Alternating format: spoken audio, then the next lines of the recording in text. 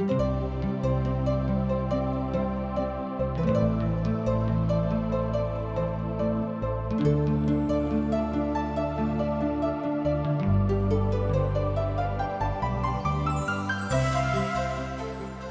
में लिखल अछि, एहन सेहो मार्ग अछि तऽ मनुख के सीधा मालूम होइ छनि, मुदा अंत में मृत्यु भेटै छनि। इस समय अहाँ TWR द्वारा प्रस्तुत कार्यक्रम आशक इजोत देख रहल छी। यह कार्यक्रम मृत्यु सँ जीवन के दिस अहाँ के ल जयबा के लेल अछि। कृपया देखू और सुनू, जाय सँ परमेश्वर अहाँ के जीवन सफल बना देथि। आशा के इजोत मैथिली कार्यक्रम में हम एक बेर और अहाँक अभिनंदन प्रभु यीशु मसीह के मीठ आ पवित्र नाम से कह रहल छी। आजुक दिन हमरा सब इफिसियों पत्री में छी, तकर 4 अध्याय 28 पद से ल क 32 पद धरि देखब। अर्थात 32 पद ए अध्याय के आखिरी पद थिक। पैर आँखिक धोखा नहीं द सकै छै, कियाक तो दोनों एके देही का हिस्सा अछि। कियाक त नहीं त आँख देहिक धोखा द सकै छै और नहीं त पैर आँखिक धोखा द सकै छै। कारण नहीं छै, ई दुनू त एके परिवार के सदस्य भेलाह आ ओ अपन व्यथा क बड़ पारंगत भ क अपन भाई के बता सकैत छथि। अर्थात आँख अपन पैर क जे एके देहिक अंग छैक आर अंगुरी हाथ क, कियाक त दोनों एके अंग के प्रति अंग छथि। कलीसिया में एही तरहक विधान बनायल गेल अछि। मसीह मंडली में जतेक लोग छथि, केओ कमजोर, केओ कनेक बेसी कमजोर, केओ बहुत मजबूत, मुदा सब क मिल क अपन यीशु के महिमा का सीख क एक दोसर गोटे के मजबूत करबाक आवश्यकता अछि। एहि बातक ऊपर एठाम साधु पौल बहुत जोर द क बता रहल छथि कि हमरा सब क अपन मसीही मंडली के लोकक मजबूत करबाक अछि आ जे केओ अपन यीशु के संगे रहैत छथि हुनका तामस नहीं आवेन, एहि बातक ऊपर ध्यान रखबाक अछि।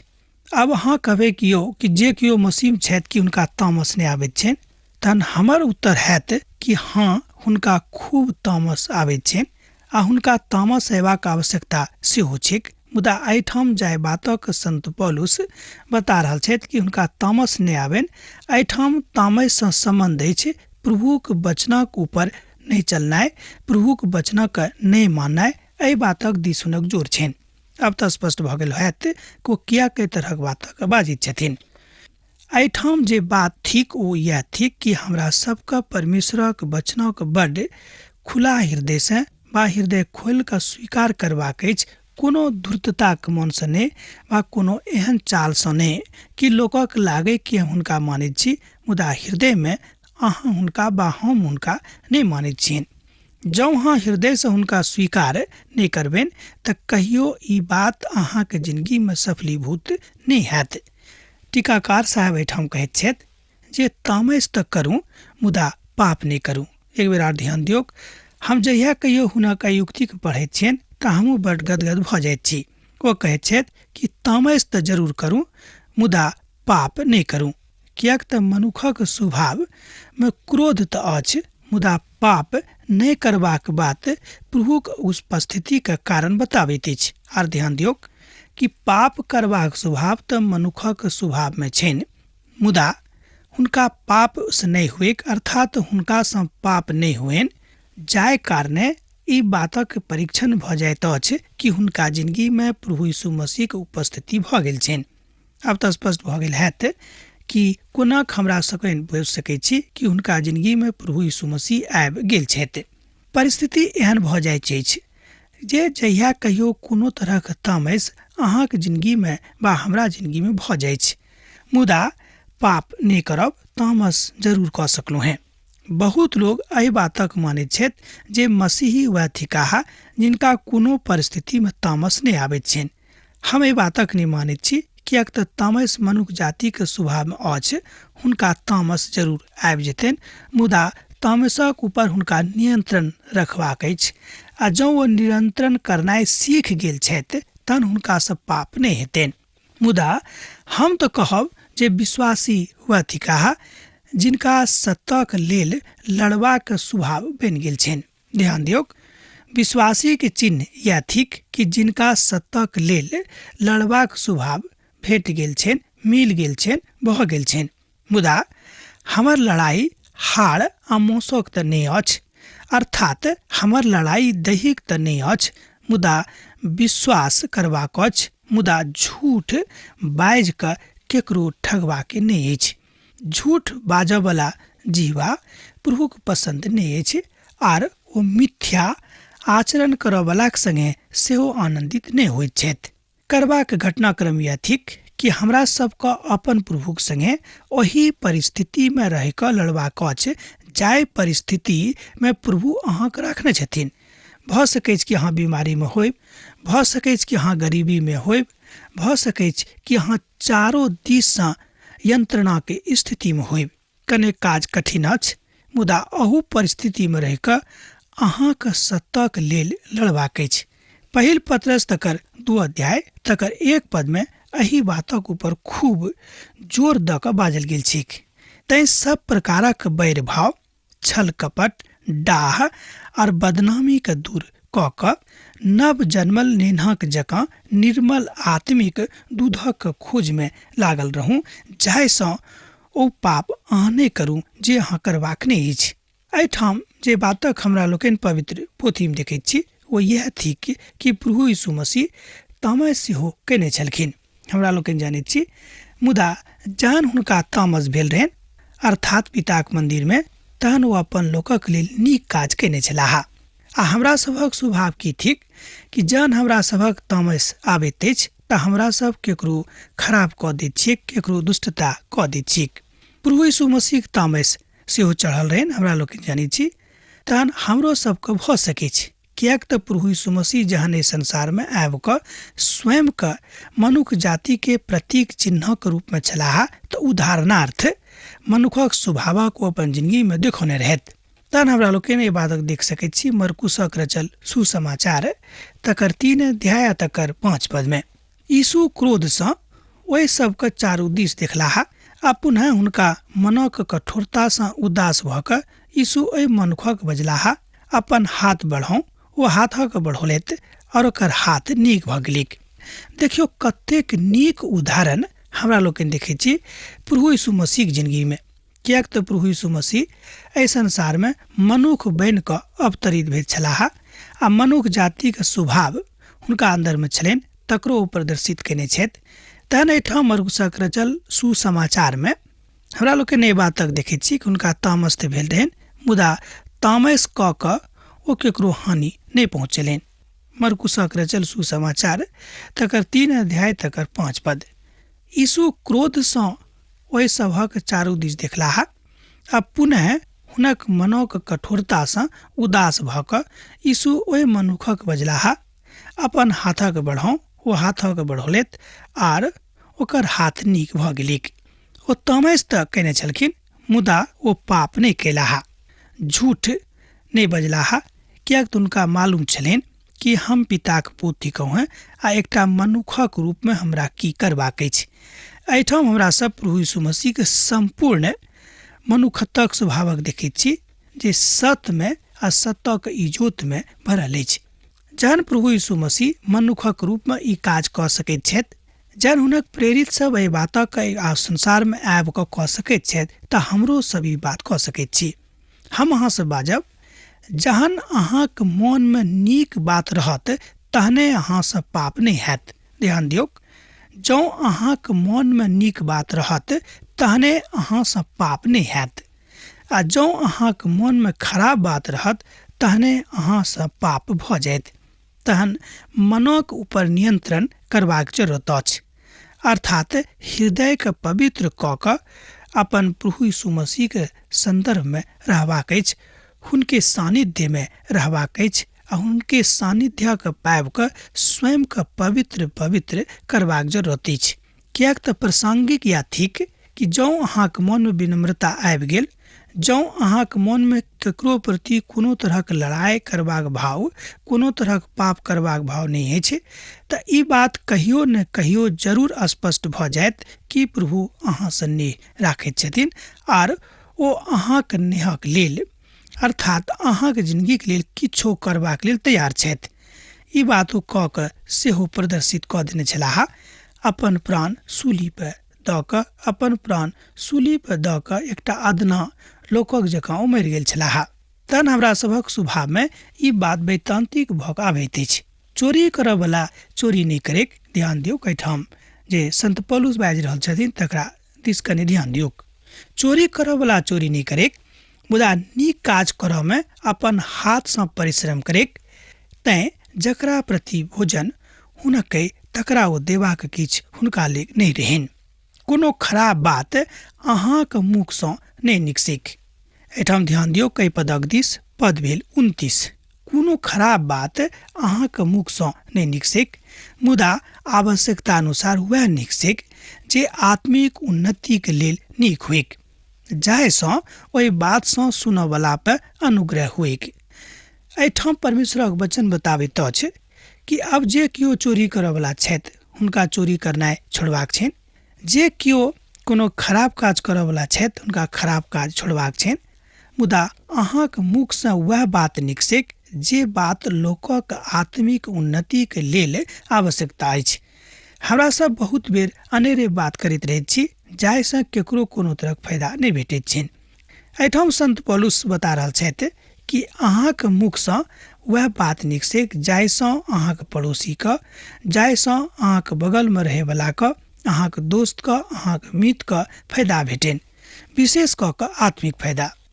सार्वभौमिकतामे आवाज छल, ध्वनि छल, मुदा प्रभुमे अयलाक बाद ई बात हमरा जिंदगीमे समाप्त भऽ गेल अछि।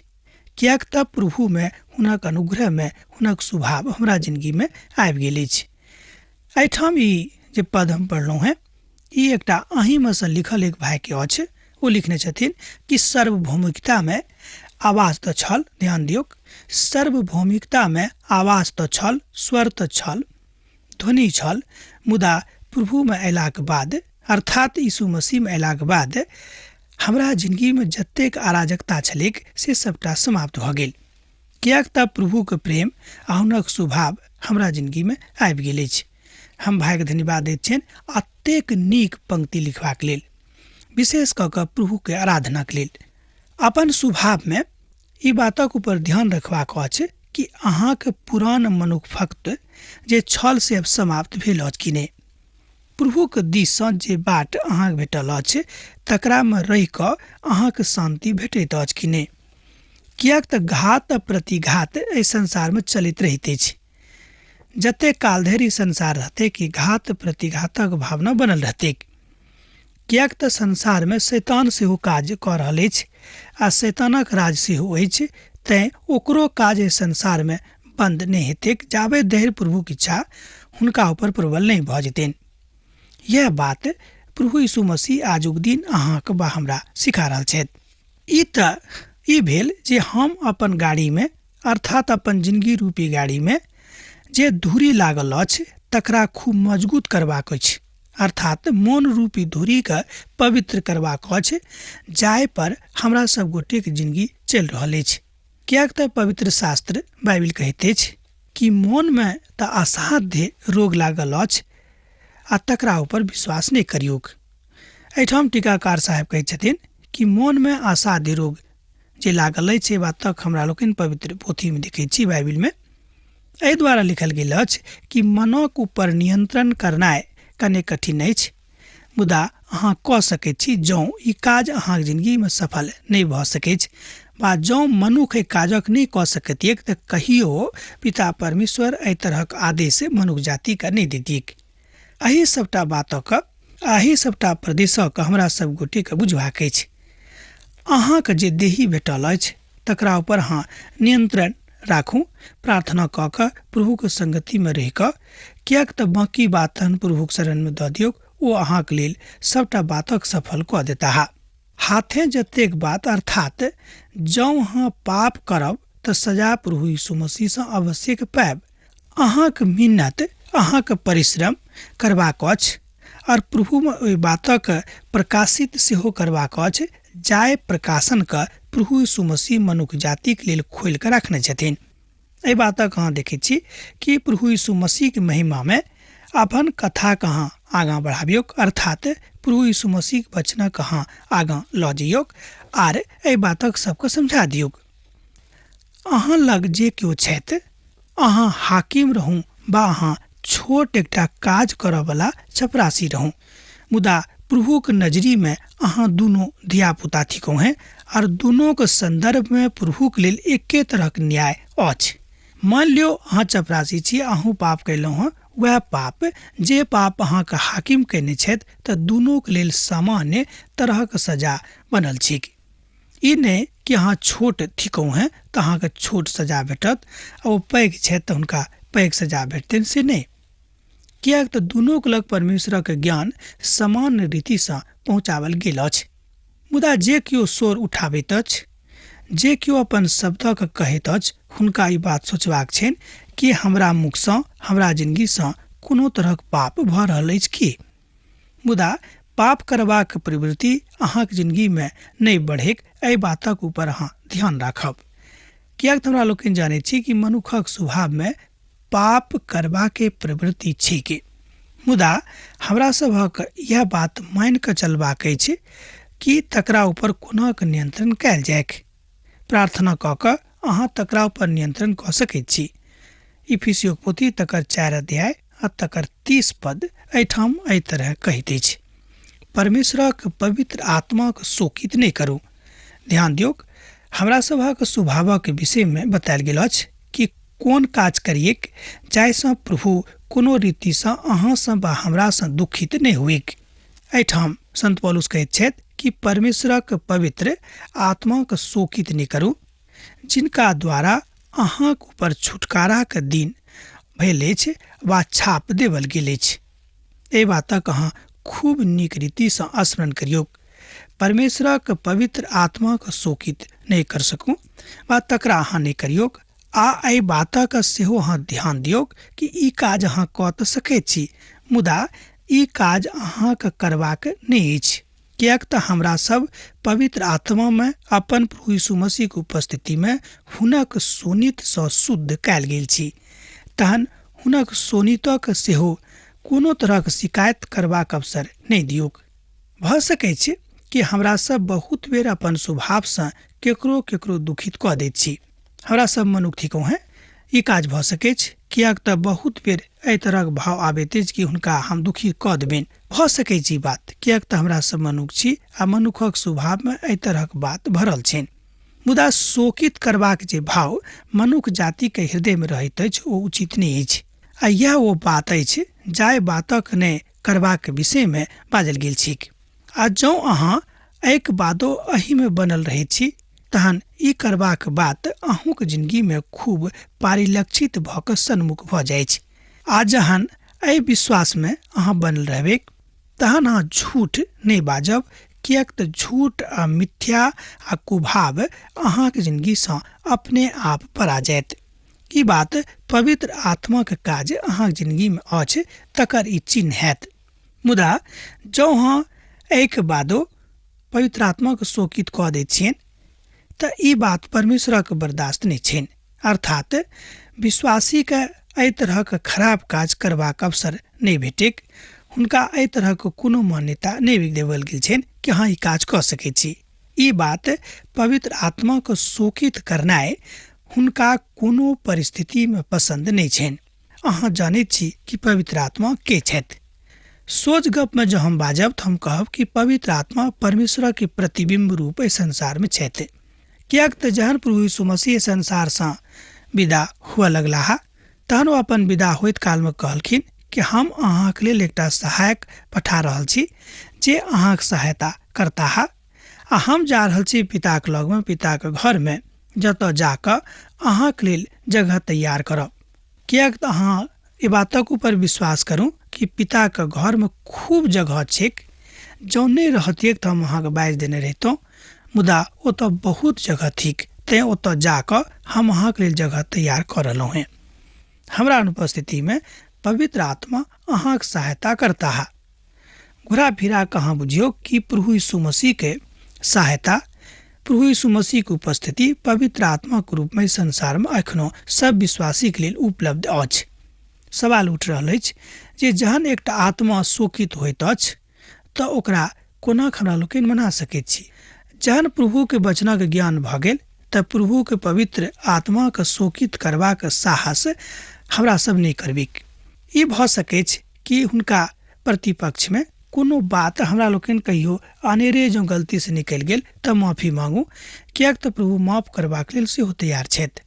अहाँके जिंदगीमे काज नहि हैत से बात नहि, अहाँके जिंदगीमे खूब काज हैत, मुदा हुनक शोकित कऽ के जँ अहाँ हुनका राखि देबनि तहन अहाँके जिंदगीमे एको रत्ती काज नहि हैत, हुनका संगे अहाँके तोड़ि देवल जायत। एहि तरहक बातक एहिठाम टीकाकार साहब कहै छथिन। आ तकरा बाद छुटकाराके दिन धरि अहाँ एहि बातक प्रति अपन काव्यात्मक भावक एम्हर उम्हर नहि लऽ जा सकैत छी, किएक तऽ अहाँके काव्यात्मक भाव परमेश्वरके पवित्रताके प्रसन्न नहि कऽ सकैत अछि। काव्य शैलीमे अहाँ किछु बाजि सकैत छी, मुदा हुनक हृदयके, हुनक आत्माके अहाँ सुख नहि पहुँचा सकलहुँ हैं, किएक तऽ सत्य प्रभुके पसन्द छनि, पवित्रता प्रभुके पसन्द छनि। इएह दुनू बातसँ प्रसन्न होइत छथि। अहाँके काव्य शैलीसँ वा अहाँके काव्यात्मक भावसँ हुनका विशेष प्रसन्नता नहि भेटतनि, अर्थात अहाँके मदद हुनकासँ नहि भेटत। तहन अहाँ अनेरे मुखरित भऽ जायब, पिछड़ जायब। तैँ पवित्र आत्माके, परमेश्वरक आत्माके शोकित करबाक विचारो अपन मनमे नहि आनियौक। एहि बातक एहिठाम जोर दऽ कऽ टीकाकार साहब बाजि रहल छथिन। हमर विश्वास अछि कि जिंदगीमे बहुत तरहक भ्रांति, बहुत तरहक संदेह आबल हैत, मुदा पवित्र आत्माके प्रति कोनो तरहक संदेह अहाँ नहि पालब वा हम नहि पालबिक। शैतान एहि बातक जरूर प्रयास करत, मुदा हमरा सब गोटेक सेहो एहि बातक प्रयास करबाक अछि कि पवित्र आत्माक शोकित हमरा लोकके नहि करबिक। सब प्रकारक कड़ुआहट, प्रकोप, क्रोध, कलह, निंदा, समस्त बैर भाव आदि अहाँसँ दूर कयल जे की। एहि बातक एहिठाम हमरा लोकनि पवित्र पोथीमे देखैत छी। की देखैत छी तऽ सब प्रकारक कड़ुआहट, प्रकोप, क्रोध, कलह, निंदा, समस्त बैर भाव आदि अहाँसँ दूर कयल जायक। एक दोसर गोटे पर कृपालु और करुणामय रहू, आ जेना परमेश्वर मसीहमे अहाँके ऊपर क्षमा कयलथि, ओहि तरह अहूँ एक दोसर गोटेके अपराधक क्षमा करैत रहू। अब आजुक दिन हमरा एहिठाम समाप्त करबाक आज्ञा दिअ। अहाँसँ पुनः भेंट हैत प्रभु यीशु मसीहके इच्छाके अनुसार। पाती लिखैत रहब, हमरा बिसरायब नहि।